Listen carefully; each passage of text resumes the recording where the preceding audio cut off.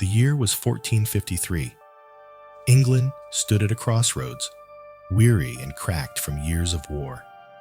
For more than a century, English kings had fought to hold lands in France, pouring treasure and blood into a dream that no longer made sense.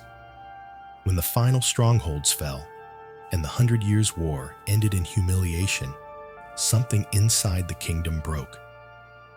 Soldiers came home with empty purses and haunted eyes. Farmers felt their taxes rise while their sons returned in coffins.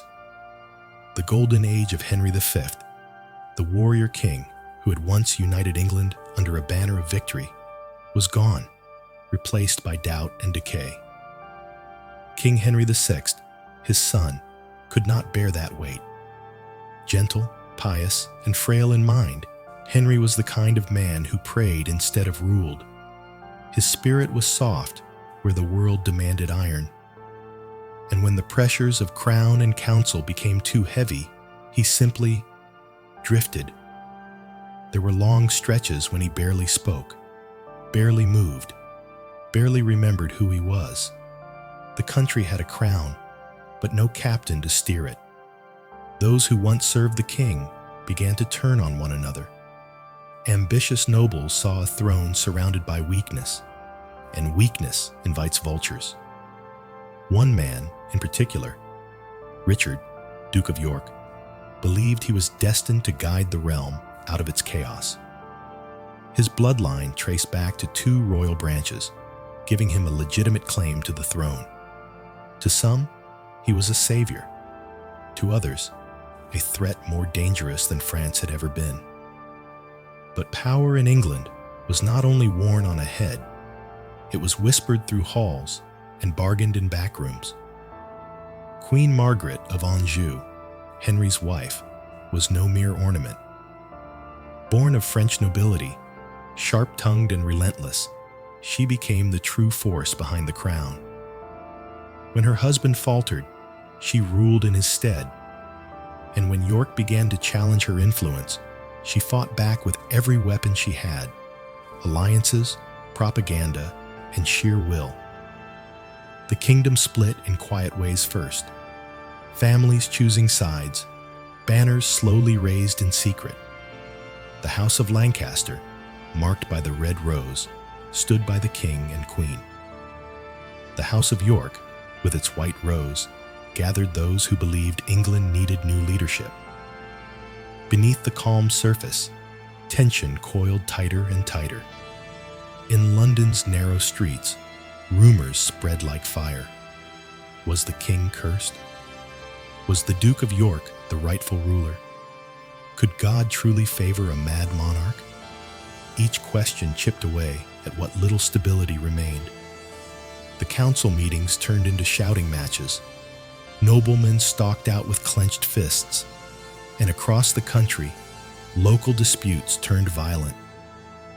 It was as if the very air had begun to crackle with the promise of war. England's people, peasants, merchants, and priests alike, could sense it. Something was coming. They couldn't name it yet, but they could feel the pull of history gathering like a storm offshore. The country had seen rebellions before, seen kings fall and rise again. But this was different. This time, the struggle wasn't for justice or reform. It was for bloodlines. For who had the divine right to wear the crown itself? As autumn fell and the rains began to soak the fields, England waited. The nobles sharpened their swords. The people prayed for peace. And somewhere deep inside Windsor's cold stone walls, Henry VI stared at nothing, lost in silence. The first move had not yet been made, but the board was set. Every player knew it. Richard of York, in the north, gathering allies. Margaret of Anjou, in court, preparing her defense. The scent of iron and rebellion hung over everything. The kingdom did not fall apart overnight.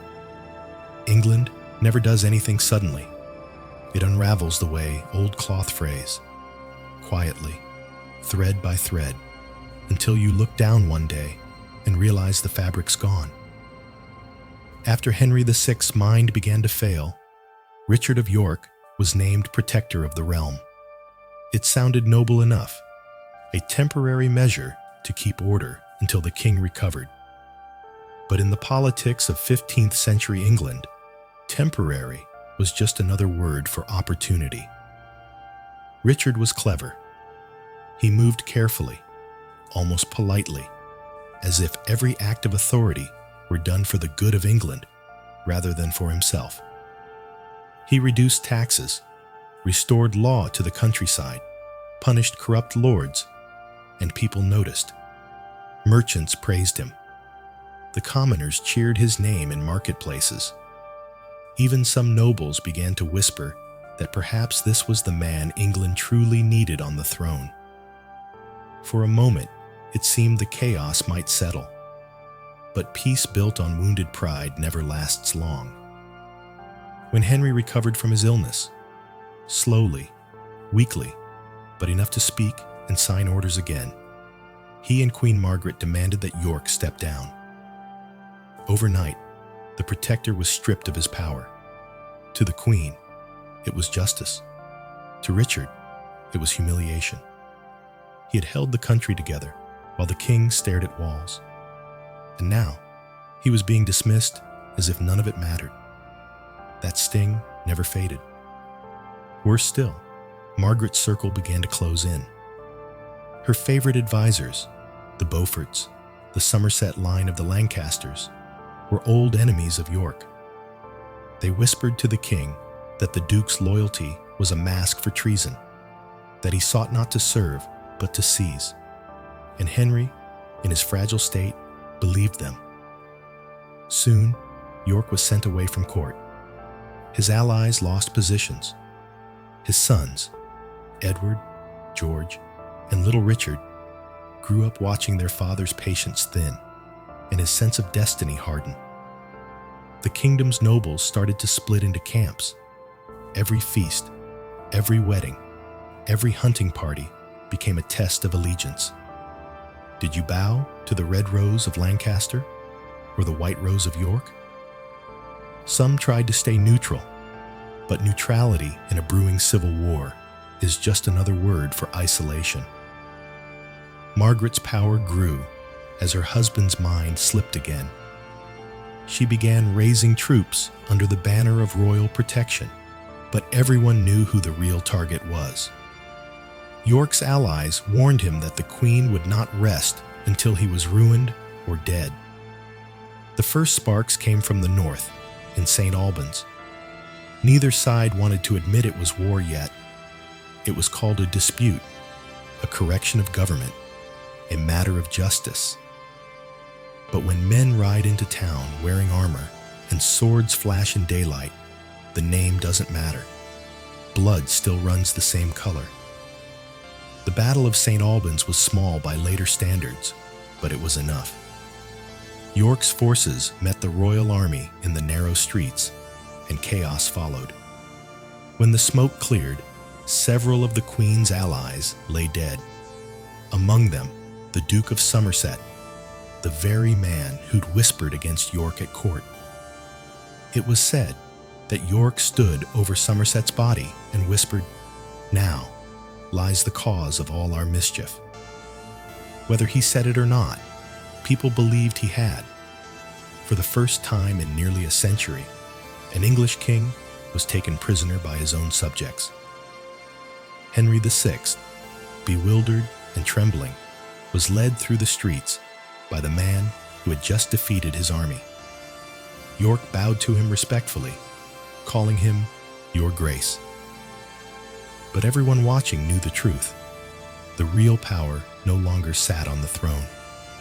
And yet, York stopped short of taking the crown. Perhaps he feared the backlash, or perhaps he still wanted to be seen as loyal. Either way, his restraint gave his enemies time to recover. Margaret fled to Wales, gathered her allies, and began to build something far larger than an army. She built a cause. The propaganda began almost immediately. In every tavern, every churchyard, rumors spread that York planned to kill the king and replace him with his own son. The red rose became a symbol of loyalty to divine order, while the white rose represented rebellion and pride. Songs were written, oaths were sworn. Even children in the streets took sides, wearing red or white ribbons tied to their sleeves. England was no longer a single kingdom. It was two countries sharing one island, divided by color, by loyalty, by fear. But war in those days wasn't constant. It came in waves. After St. Albans, there were months of uneasy quiet. The court pretended to reconcile. York was made protector once again when Henry's mind failed a second time. But everyone knew it couldn't last. The problem was inheritance. Margaret had given birth to a son, Prince Edward, and she would not let that boy's future be stolen. To her, York's claim was blasphemy. To York, the boy was proof that his chance would vanish if he didn't act soon. Behind closed doors, both sides plotted. Letters were carried by moonlight, alliances forged over whispered promises. One by one, the great houses of England declared their allegiance. Warwick, Salisbury, Norfolk, Somerset, Buckingham. It was as if the entire nobility were choosing up sides for a game no one could win. And yet, beneath the ambition and politics, there was something deeply human. These were cousins, uncles, and former friends now preparing to slaughter each other. The same blood that tied them together would soon stain the earth. The seeds of rivalry had been planted long ago. In the marriages, the jealousies, the royal favors denied. Now, they were sprouting into something England could no longer contain. As winter approached, the kingdom held its breath again. Somewhere in London, King Henry sat praying for peace. In the north, Richard of York sharpened his resolve. And in the west, Queen Margaret's army grew stronger by the day. The roses were ready to bloom, and this time they would not fade with the season. England was no longer a nation at peace. It was a kingdom holding its breath between battles.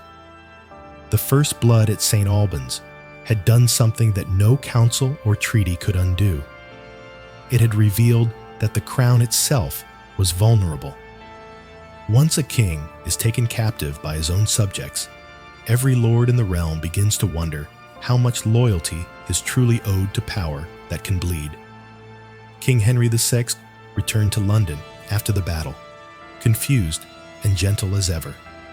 His mind wandered between prayer and silence, unable to grasp that men had killed and died in his name.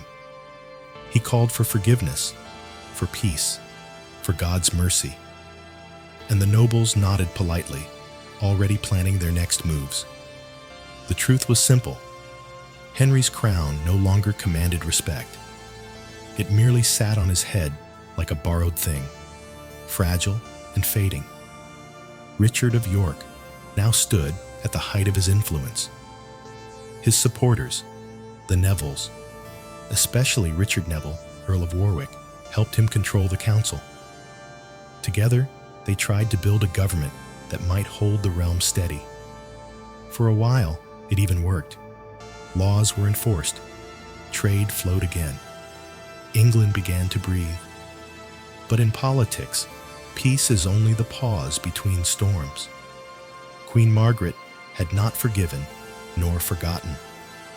While Henry prayed for unity, she gathered loyal men around her, the Beauforts, the Percys, and others whose power had been stripped away after York's reforms. To her, the Duke was a usurper cloaked in piety. To destroy him was not ambition, it was duty.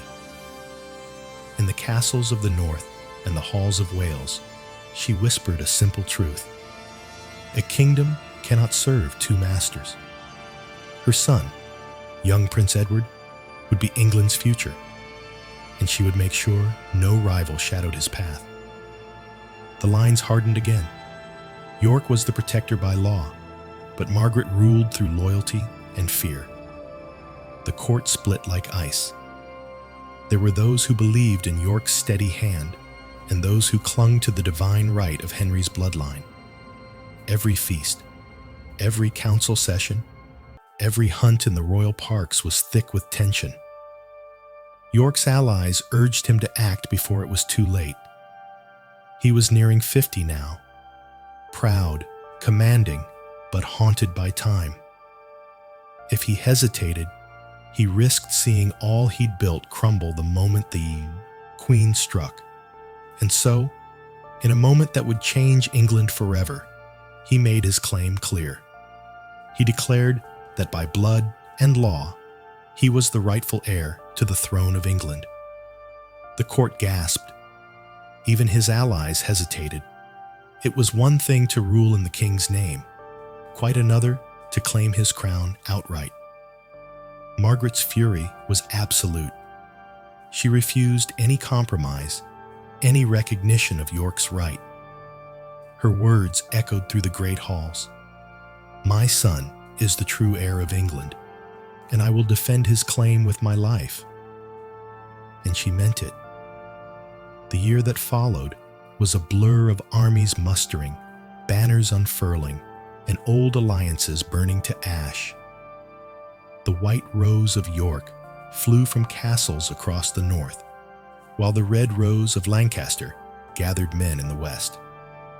England, once proud and united, became a patchwork of loyalties and betrayals. When the two sides met again, at Wakefield, the dream of peaceful reform finally died. It was a bitter winter. Snow covered the ground, muffling the sounds of marching feet.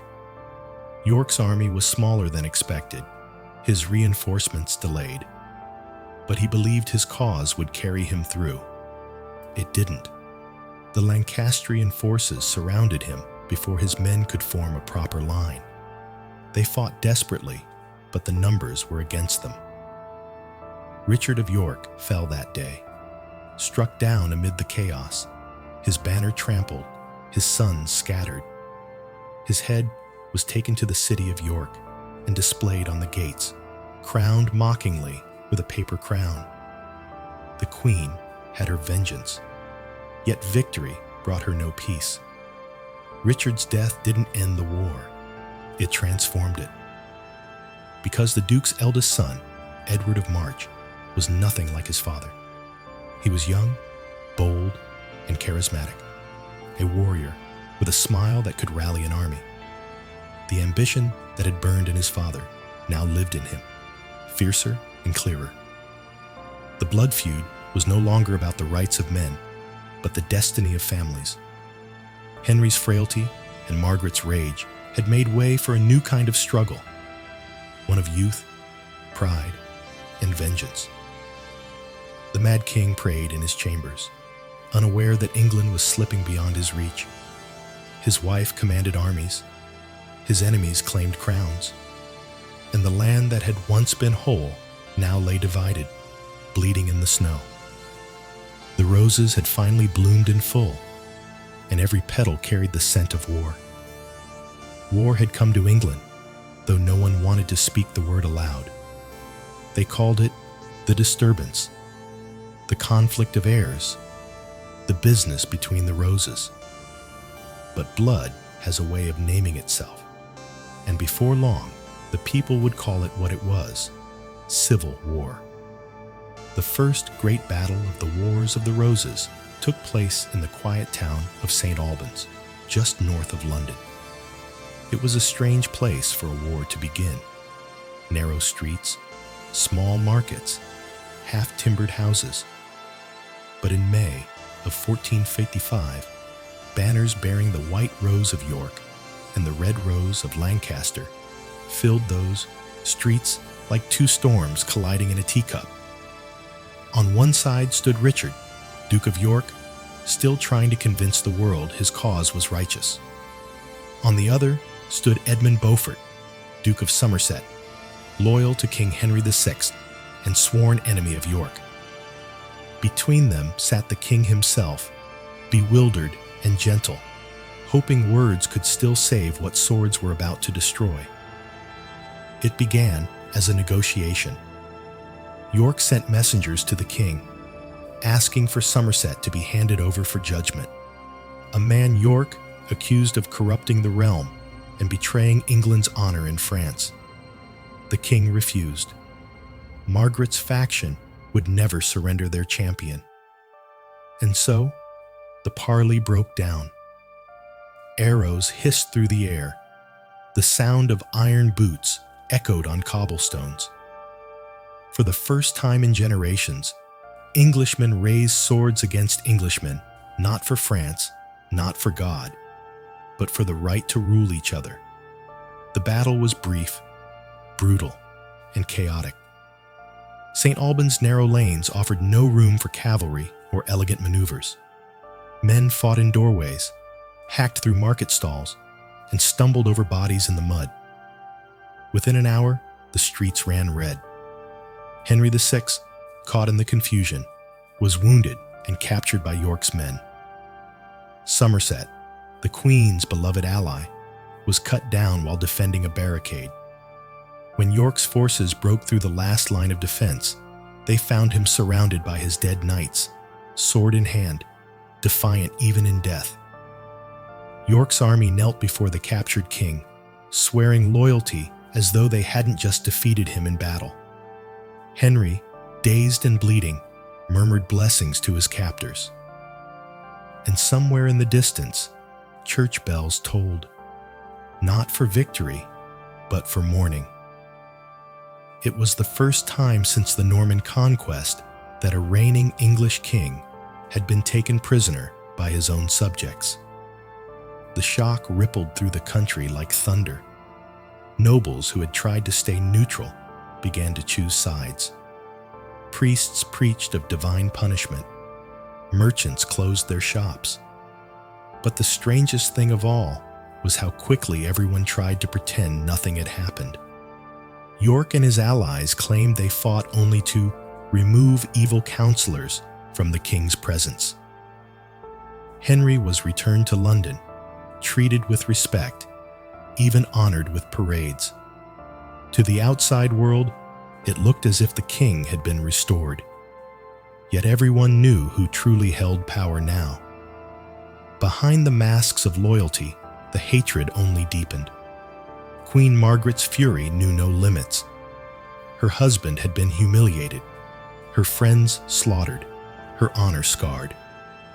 She retreated north, gathering allies, swearing to avenge Somerset's death and reclaim her family's pride. The victory at St. Albans, meant to bring peace, had only lit the fuse. The roses had been watered with blood, and they would grow wild. For York, it was a triumph tinged with unease. He had proven his strength, but in doing so, he'd shown the kingdom what rebellion could achieve. Power, seized by the sword, has a way of slipping through the fingers. And even as he tried to govern, Margaret's shadow stretched across the realm, whispering vengeance into every ear that would listen. In the months that followed, England tried to settle into uneasy calm. Councils were called, promises were made, but there was no trust left to build upon. Every feast was a performance, every oath a lie. The court had become a stage where smiles hid daggers. By the time winter fell, even the common folk could sense it.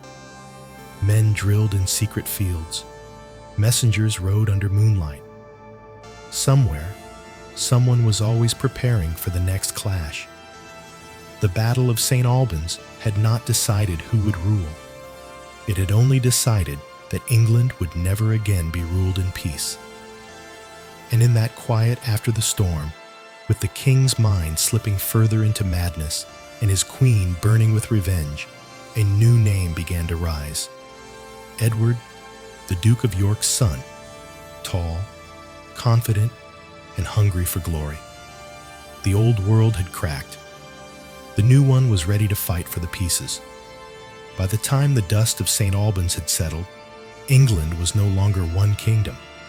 It was two, each pretending the other didn't exist.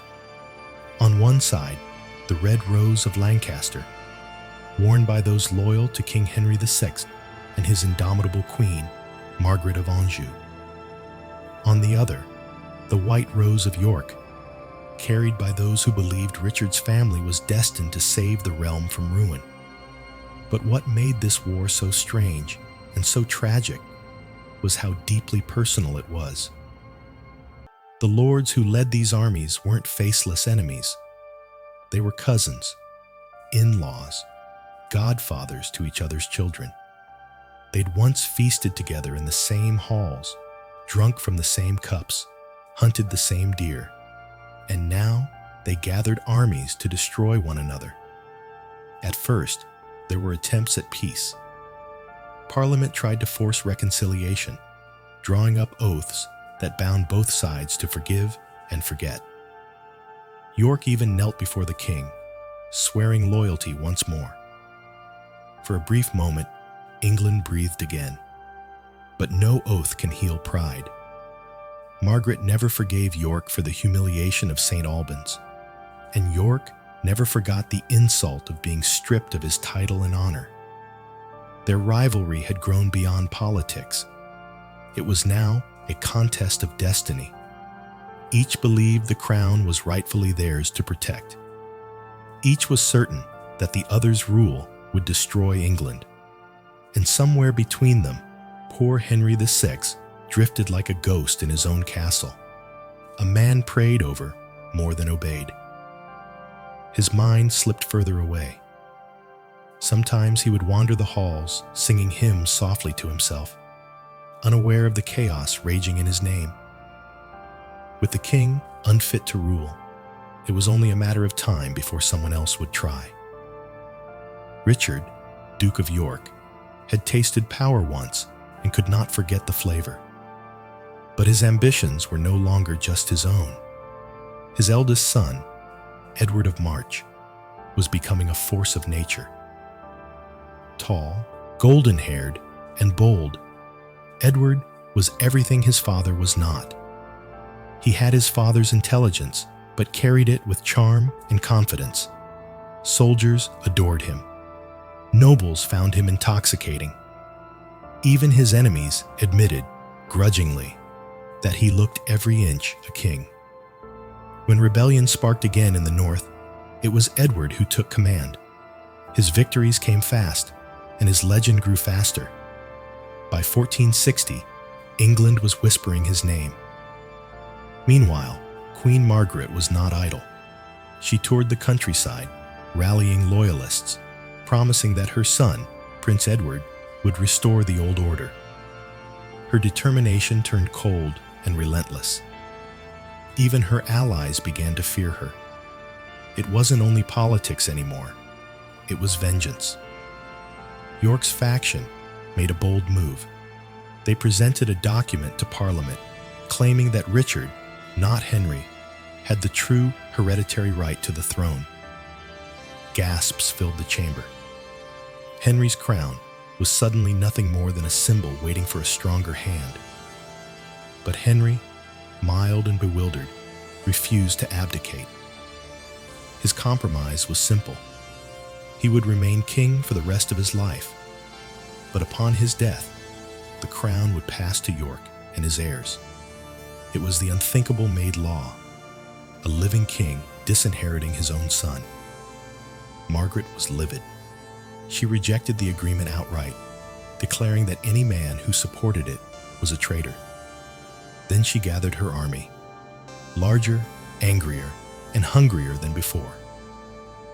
When word reached York that the Queen was marching south, he made a decision that would change the course of the war.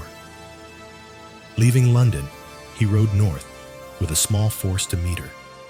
He was confident, perhaps too confident. Years of political maneuvering had made him believe he could always outthink his opponents. But war is not a game of wit. It's a gamble of blood. The two armies met at Wakefield in December 1460. Snow covered the fields, muffling the sound of soldiers preparing for battle. York's scouts underestimated the Queen's strength. Her forces outnumbered his nearly 2-1. Still, he refused to retreat. Pride had carried him this far. It would carry him to the end. The fight was brutal and short. York's banners crumpled under the weight of the Lancastrian charge. His men scattered. He was surrounded, defiant to the last, and fell with his sword in hand. The Queen's victory was savage. York's head was struck from his body and displayed above the city gates with a mocking paper crown. For the Lancastrians, it was justice. For the Yorkists, it was martyrdom. But as history often proves, the death of a man can ignite more than the life he lived. York's son, Edward, now stood as the figurehead of the White Rose. And where his father had hesitated, Edward would not. He was younger, faster, and far less patient. England's war was entering a new phase, one of youth and fury. The old grudges of kings and dukes were about to give way to ambition that would burn the whole island if it meant a crown. The game had begun in earnest.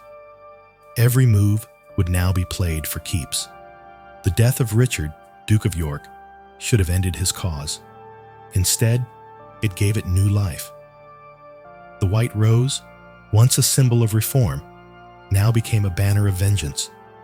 Across the kingdom, men who'd once fought cautiously in York's name began to whisper a new one, Edward, his son. Edward of March was just 18 when his father was killed, but already he carried himself like a man born for command. He had inherited his father's claim and his mother's steel. Where Richard had relied on law and lineage, Edward relied on momentum and charisma. He was that rare kind of leader people would follow not out of duty, but belief.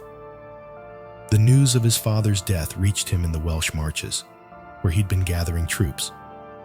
For days, he said nothing. When he finally spoke, his words were calm, almost too calm. Then the debt must be paid. Within weeks, Edward's army moved. He struck swiftly, winning 2 key battles in early 1461, Mortimer's Cross and Towton, the latter becoming one of the bloodiest days in English history. The sky that morning was said to glow red with dawn, though many swore it was the reflection of what was to come. At Mortimer's Cross, a strange omen appeared. As Edward's men looked up at the sky before the fight, they saw what seemed to be 3 suns shining through the clouds, a rare weather phenomenon called a parhelion. Many took it as a sign that God favored Edward, the 3 suns representing the 3 surviving sons of York, Edward, George, and Richard. Edward seized the moment. Riding before his men, he shouted, "Behold, the sons of York shall rise." It was a small victory, but it gave his followers something the Lancastrians no longer had: faith. Meanwhile, Queen Margaret and her army were still riding high on their triumph at Wakefield. They marched south, intending to seize London and crush what remained of York's support. But Margaret's army, swollen with northern levies, earned a reputation for plunder and destruction. Towns locked their gates. Londoners, terrified of the northern host, refused to open their city to her. When Edward arrived at the capital instead, the mood shifted. He entered London not as a conqueror, but as a savior. Tall, striking, confident, he was everything Henry VI was not. The people cheered. Merchants opened their coffers. The nobility, exhausted by indecision, rallied to him. It was then that a moment of history unfolded. The Council of Lords, seeing the tide had turned, declared Henry VI deposed. In his place, they proclaimed Edward IV, King of England by right of conquest and blood. He was crowned in Westminster Abbey amid thunderous applause. Outside, the people shouted his name. Inside, he stood before the altar, the golden crown heavy on his brow, and swore to bring peace. But peace would not come easily. Margaret was still at large, her husband in hiding, her armies regrouping.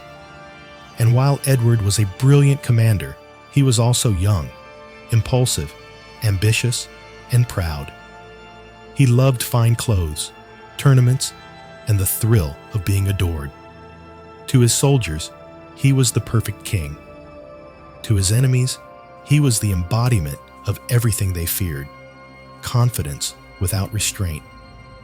His greatest ally during these early years was Richard Neville, the Earl of Warwick, a man so powerful he was called the Kingmaker. Warwick had helped Edward seize the throne and control the nobles who might have wavered. For a time, the two men worked in perfect harmony. But ambition is a fire that never stays contained. Warwick expected to rule through Edward, to shape policy, choose alliances, and guide the young king's hand. Edward, however, had no intention of being anyone's puppet. The first crack in their partnership came from the most dangerous source of all, love. Edward shocked the court by secretly marrying Elizabeth Woodville, a widowed commoner with no royal blood. The union stunned his allies and infuriated Warwick, who had been negotiating a French alliance sealed by a royal marriage. Overnight, the great kingmaker found himself outmaneuvered and humiliated. The seeds of betrayal were planted. For now, though, Edward stood triumphant. He had brought stability to a realm torn apart by decades of conflict. London flourished again. Trade reopened. The White Rose adorned banners, coins, and church windows. England had its first true sense of hope in a generation. But beneath the pageantry, the same forces that had doomed his father were stirring again: jealousy, ambition, and revenge. Queen Margaret was still alive, raising her son and her armies abroad. Warwick's pride was festering into bitterness, and Edward's own brothers, George and Richard, were growing into men with their own ideas of destiny. The war was far from over. The crown had simply changed heads, and in the silent halls of Westminster, the young king's reflection in the polished gold of his crown seemed to whisper, "Nothing lasts forever." Peace, when it finally came, was an illusion. For a few short years, England seemed calm under Edward IV. The markets of London thrived again. The nobility swore new oaths, and the crown glittered with youth and confidence. But beneath the music of courtly feasts and the hum of trade, resentment was quietly gathering. Edward's reign had begun in triumph, a young king, victorious in battle, beloved by his people. Yet the same charm that drew England to him also made him reckless. He trusted his instincts more than his counselors, and where his father had been cautious, Edward was bold to the point of danger. And no one felt more threatened by that than Richard Neville, Earl of Warwick, the man who had built Edward's throne. Warwick had imagined himself as the steady hand behind the young king, the architect of policy and peace. For a time, he truly was the power behind the crown. But Edward's sudden marriage to Elizabeth Woodville had shattered that illusion. The new queen's family, the Woodvilles, rose swiftly in rank, granted titles, wealth, and influence that should have been Warwick's to distribute. To the great lords, this was an outrage. To Warwick, it was betrayal. In council chambers, murmurs began. The king was surrounded by greedy in-laws. The court was corrupt. The throne had been captured, not by Yorkists or Lancastrians, but by ambitious upstarts. The same rumors that once had poisoned Henry VI's court now began to fester in Edward's. Meanwhile, far from England, Queen Margaret of Anjou had not forgotten her cause. Exiled in France, she watched and waited, her son Edward, now a fierce, headstrong young man, growing into a leader in his own right. The French king, ever eager to keep England weak, saw opportunity. He offered Margaret support, money, ships, soldiers, if she could find a way to bring down the Yorkist king. And fate, ever fond of irony, handed her the perfect ally, Warwick himself. The unthinkable happened. The kingmaker turned against his king. In secret letters carried across the channel, Warwick and Margaret found common cause. One had lost her throne, the other his influence. Together, they could have both again. In 1469, rebellion broke out in England. At first, it seemed the usual unrest. Local uprisings, discontented nobles, unpaid soldiers. But as the flames spread, it became clear this was no ordinary revolt. Warwick's hand was behind it, guiding every move. Edward, caught off guard, tried to put down the rebellion swiftly. But his brother George, Duke of Clarence, whom Warwick had cunningly won over with promises and flattery, betrayed him. Clarence, vain, jealous, and easily led, believed Warwick could make him king in Edward's place. Edward was captured. The mighty warrior, who had once taken the crown by force, now found himself imprisoned by the man who had helped him win it. For months, England once again teetered on the brink of anarchy.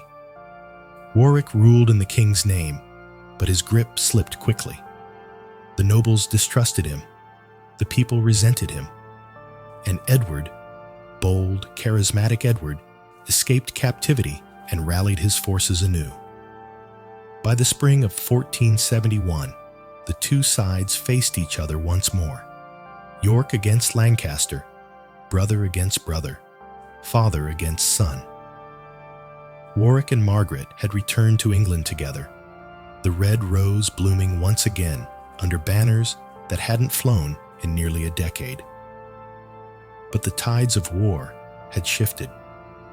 Edward was no longer the untested boy who had first taken the throne. He had learned from loss, from betrayal, from the bitter lessons of power. His army was disciplined, loyal, and hungry to restore their king. The clash came at Barnet, just outside London. The battle was fought in a thick, blinding fog. No one could see more than a few yards ahead. Friends and enemies were often indistinguishable. Chaos reigned. And in that confusion, Warwick the Kingmaker met his end.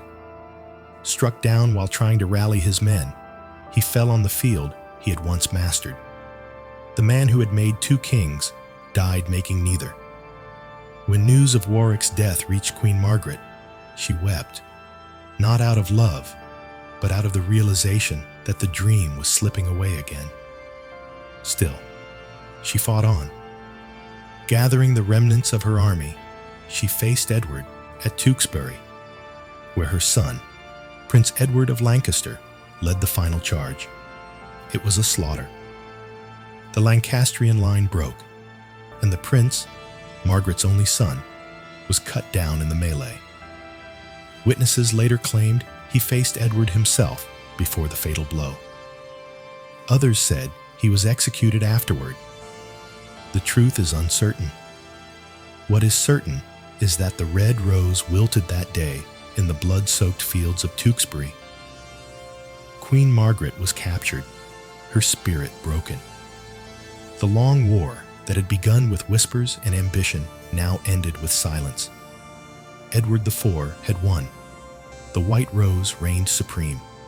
But the victory came at a price. The nobility was shattered, entire bloodlines erased. The fields of England lay scarred, the people weary of kings and crowns alike. And though the red rose had fallen, its roots were not dead. Somewhere, in the quiet corners of England and across the sea in exile, the next storm was already gathering. The Wars of the Roses had not ended. They had only changed shape. The death of Richard Neville, the Earl of Warwick, the Kingmaker, marked more than the end of a man. It marked the death of an era. For over 2 decades, Warwick had been the shadow behind the throne, the architect of both power and chaos. He had raised kings, dethroned them, and, in the end, had been consumed by the very storm he helped create. When his body was found after the Battle of Barnet, stripped of armor and splattered with mud, there was no crown left to shape. The man who once could decide the fate of England with a whisper now lay silent on the cold ground. His death echoed through every corner of the realm.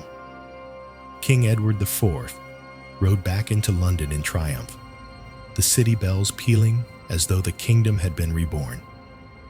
The crowds cheered his name, and for the first time in years, the crown sat securely on one head. But beneath the cheers was a hollow weariness. England had been promised peace too many times before. Edward, for all his victories, understood that the greatest threat to a king is not always an enemy's sword, it's memory. Warwick's ghost haunted him, a reminder that loyalty was fragile and power never rested easily.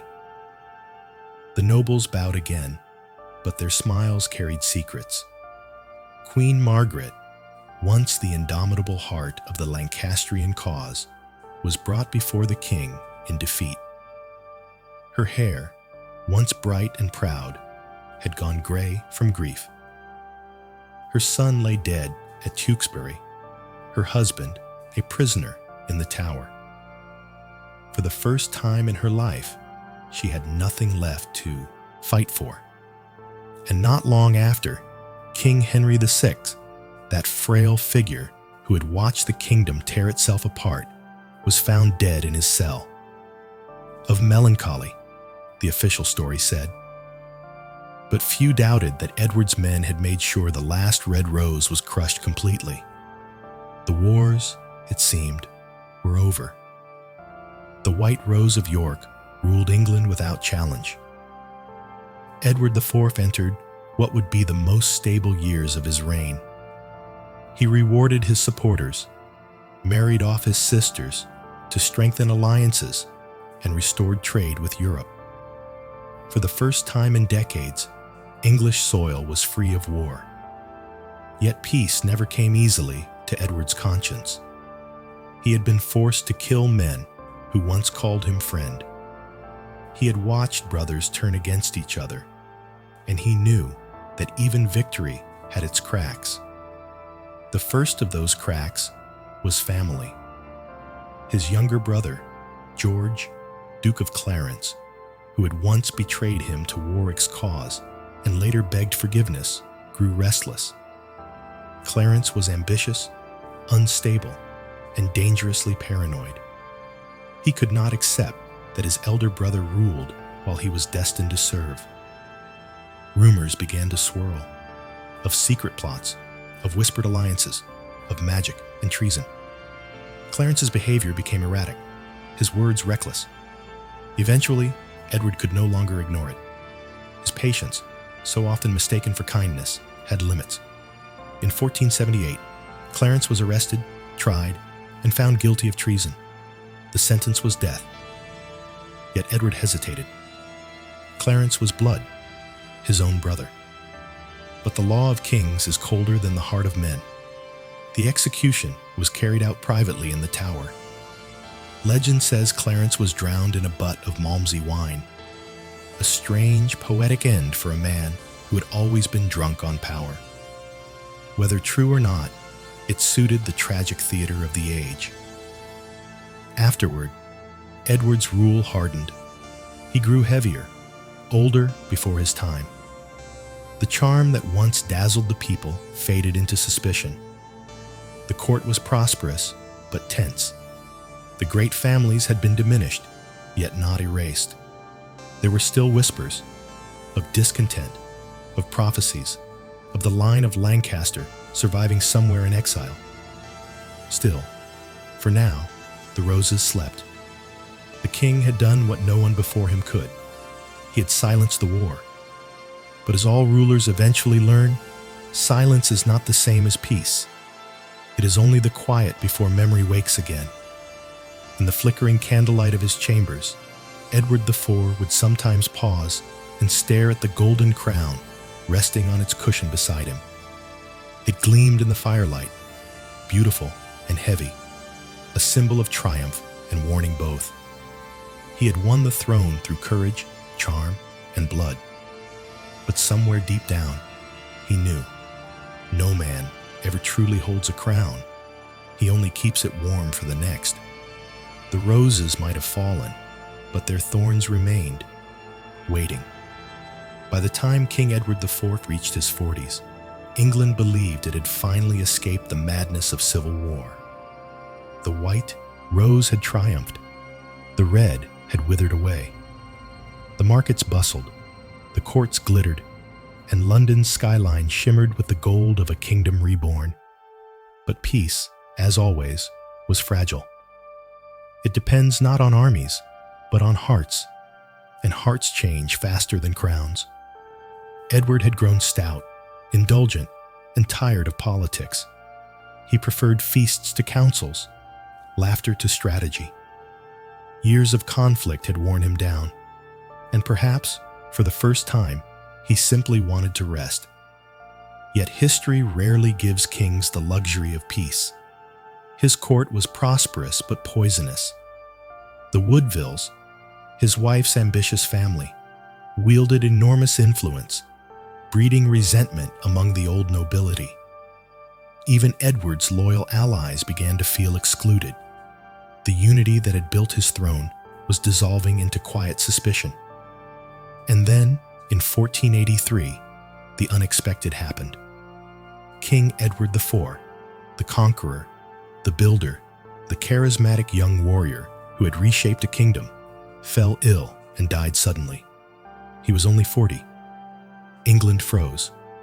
He left behind two sons, Edward, aged 12, and Richard, aged 9. The elder boy was proclaimed Edward V, and the crown passed, once again, to a child. In moments like these, the past returns like a ghost. Everyone remembered what had happened when Henry VI had faltered, how quickly peace had turned to blood. And so, as the boy king prepared to journey to London for his coronation, the great question rose again: who would rule in his name? The answer came swiftly: Richard, Duke of Gloucester, the late king's youngest brother. Richard was loyal, pious, and brave.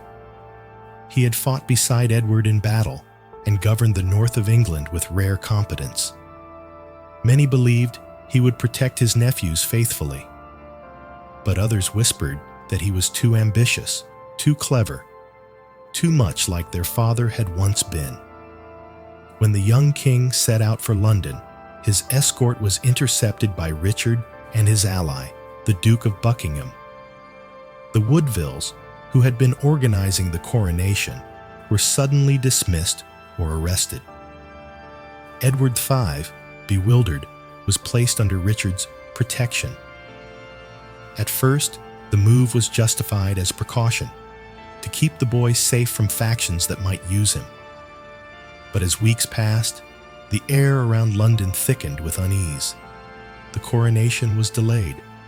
The Queen, Elizabeth Woodville, fled to sanctuary at Westminster with her younger children, fearing for their lives. Then came the shocking announcement. Richard declared that Edward IV's marriage to Elizabeth Woodville had been invalid, that their children were, by law, illegitimate. The reasoning was technical, legalistic, and cold, but its meaning was clear. The princes had no right to the crown. Within days, Richard, Duke of Gloucester, was proclaimed King Richard III. The two young princes, Edward and Richard, were taken to the Tower of London, ostensibly to prepare for their brother's coronation. But that coronation never came. The boys were seen playing in the gardens for a while, waving to onlookers from the windows. Then, slowly, they were seen less and less. And one day, they were seen no more. The whispers spread quickly that they had been murdered, that Richard had ordered it to secure his throne. No proof ever surfaced, no bodies found, but the rumor grew into legend. The Tower of London became not a fortress, but a tomb of innocence. Even among Richard's allies, unease turned to horror. To the people, he became not a protector, but a usurper cloaked in guilt. His reign, born of fear and blood, was doomed from the start. Richard ruled for only 2 years, but in that time, the kingdom's faith in monarchy itself began to crack. The old families, those who had survived the decades of war, began to look for something, or someone, new. Across the sea, in Brittany, there was a young exile, Henry Tudor, a distant relative of the Lancastrians. His claim to the throne was tenuous, but in an England haunted by ghosts and tyranny, even a faint hope can become a beacon. And so, the story began again. Red against white, ambition against fate, history repeating itself in different colors. Richard III's reign would end as dramatically as it began, not in the marble halls of power, but on the muddy field of battle. The roses, thought dead, were about to bloom once more, for one final fateful time. The reign of Richard III began in suspicion and ended in blood. From the moment he took the throne, England could not decide whether to fear him or pity him. He was not without virtues. He was brave, intelligent, and genuinely believed that his rule would bring stability. But power gained through shadows can never stand in the light. The disappearance of his nephews, the princes in the Tower, hung over him like a curse. He never confessed to their deaths, and no proof was ever found. Yet silence, in politics, is louder than denial. To the people, the mystery was enough. The crown he wore gleamed with accusation. Richard tried to rule justly. He reformed laws, improved justice for the poor, and punished corruption. But no law could undo the past. Every reform was met with whispers, every proclamation with doubt. The very nobility who had helped him rise now eyed him warily, uncertain when they might become the next victims of his caution. And across the narrow sea, fate was preparing his reckoning. In exile lived Henry Tudor, a quiet, careful man descended through the Lancastrian line. His claim to the throne was faint, almost laughably so. A thread of royal blood passed through his mother, Margaret Beaufort. But what Henry lacked in lineage, he made up for in resolve. He had spent his youth as a fugitive, raised on stories of lost glory and divine destiny. And in the vacuum of Richard's guilt, even a distant heir could become a rallying cry. The red rose of Lancaster, thought long dead, began to bloom again, now sharpened with the promise of justice. By 1485, Europe was watching. France, always eager to weaken England, lent Henry ships, men, and money. With just a few thousand soldiers, Henry set sail across the Channel and landed on the western coast of Wales, the same land where his ancestors had once risen with dreams of conquest. He marched inland, gathering support as he went. His army was small but determined, united by one simple idea: England needed a new beginning. Richard met him near Bosworth Field, on an August morning wrapped in fog and tension. The battle was brief, fierce, and decided by treachery as much as courage. Richard's forces outnumbered Henry's, but loyalty, as always, proved fragile. Key lords switched sides mid-battle, and the tide turned. Richard fought like a man who understood exactly what was at stake. When his horse was killed beneath him, he refused to flee. A horse! A horse! My kingdom for a horse! He is said to have cried, whether in desperation or defiance, no one can say. But he charged straight into the heart of Henry's line, sword drawn, crown glinting in the sun. He never came out again. When the dust cleared, the last king of the House of York lay dead on the field, his crown found in a thorn bush. Henry was crowned King Henry VII, right there, amid the mud and corpses, not by ceremony, but by survival. The Wars of the Roses were over. At least, that's what everyone hoped. Henry's first act as king was not vengeance, but unification. He married Elizabeth of York, the eldest daughter of Edward IV, binding red and white together at last. From their union came a new symbol, the Tudor rose, half red and half white, merging the wounds of the past into something whole. Under Henry VII, England finally began to heal. The nobility, broken by decades of war, was reined in. The treasury refilled. The fields grew green again. And though the shadows of the roses lingered in the stories told around hearths and halls, a new dynasty had risen from the ashes. One that would give birth to figures whose names would echo for centuries. Henry VIII, Elizabeth I, and the modern English nation itself. The Wars of the Roses had lasted 30 years. They began with pride, ended with exhaustion, and left behind a lesson older than any crown, that power won by force must eventually answer to time. As the centuries passed, the red and white roses would fade from banners and battles, but they would never vanish completely. They would remain in the English heart, reminders of ambition, of betrayal, of love and loss, of how fragile peace can be. And if you listen closely, beneath the quiet hum of the modern world, you can still hear the faint echo of armored boots on muddy fields, the clash of steel, the whispers of kings and queens who dreamed of forever. The dream ended long ago, but the story never sleeps. The wars had ended, but their echoes lingered long after the swords were sheathed. For a generation, England had known nothing but fear, shifting banners, sudden rebellions, and the uncertainty of who might wear the crown tomorrow. When Henry VII's rule began, people didn't cheer for glory. They simply sighed in relief. The land itself bore the scars. Fields once green were stained by old battles. Whole families had vanished, their lineages extinguished in the name of loyalty. The great houses that survived had learned a hard truth. Crowns could change hands, but loss was forever. Henry Tudor understood this better than anyone. His victory at Bosworth wasn't the triumph of one man over another. It was the exhaustion of a nation. He knew England didn't need another conqueror.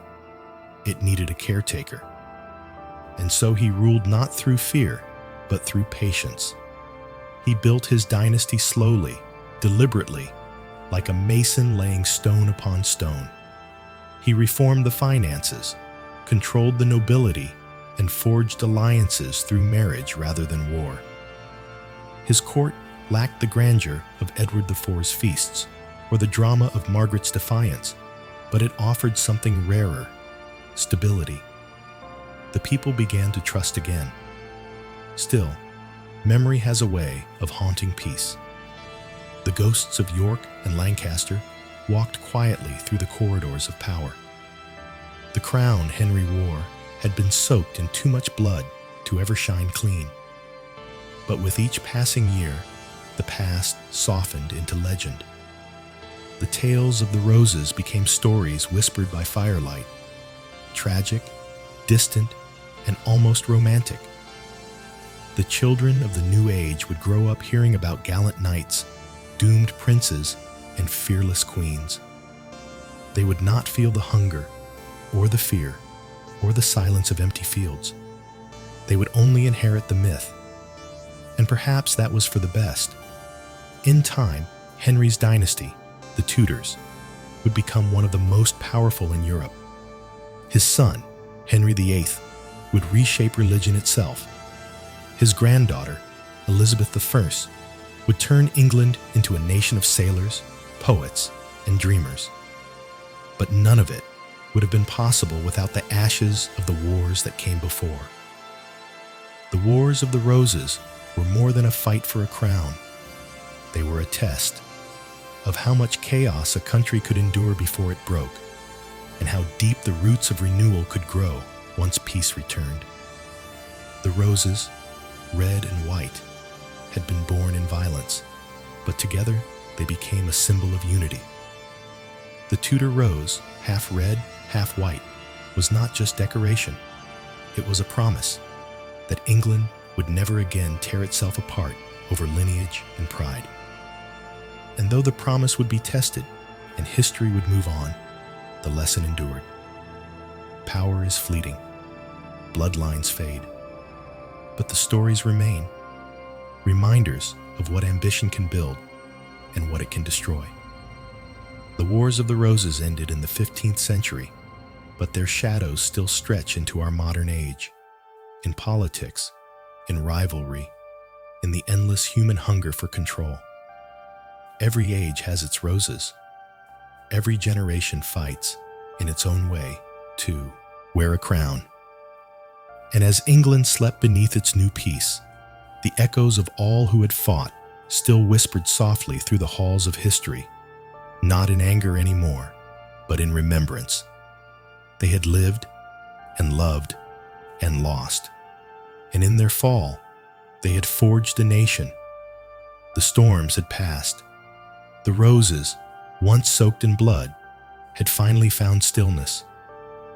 For the first time in living memory, England slept without the echo of marching feet. In the quiet that followed, the country seemed to breathe again. The air felt lighter, the sky clearer. Fields once trampled by soldiers turned green with new harvests. The clang of swords was replaced by the hum of markets, the laughter of children, and the gentle toll of church bells over calm villages. The war had taken everything: kings, queens, brothers, sons, but it had also left something behind: wisdom, hard-earned, fragile, but real. People began to understand that crowns could not mend hearts. That peace was not the reward of victory, but the slow work that followed it. The name Tudor came to mean order, steadiness, the chance to rebuild without fear of the next uprising. For once, the people's loyalty wasn't forced. It was weary, but genuine. King Henry VII ruled with measured care. His court was quiet, deliberate, almost austere.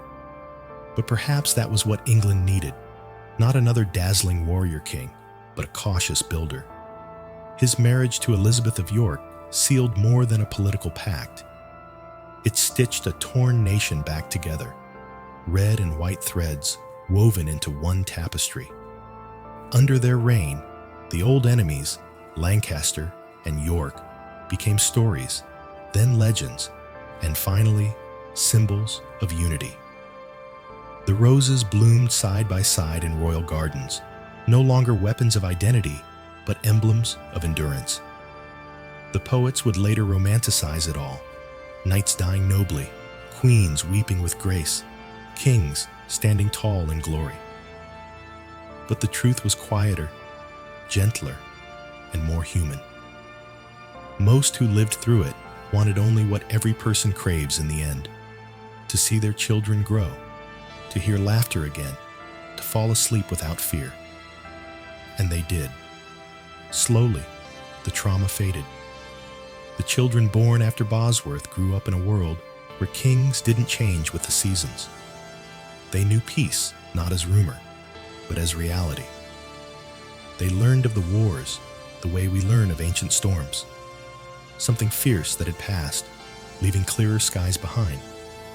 The land healed, and so did the hearts of its people. Yet history never truly sleeps.